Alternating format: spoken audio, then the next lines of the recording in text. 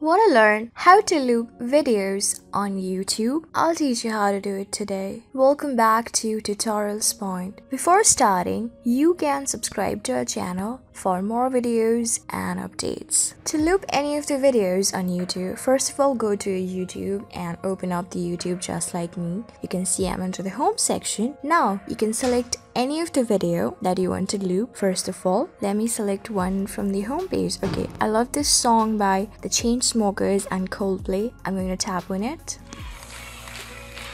To loop this particular video, you need to tap on these three dotted vertical lines on the top right corner. Here, just below quality, you can see an option of loop video, which is currently disabled on my phone. To enable it, tap on loop video. And you can tap on these three dotted vertical lines on the top right corner once again to see that it is currently enabled. So you can simply play this song, and as a demo I'm going to end it by scrolling here and show you it will loop by itself.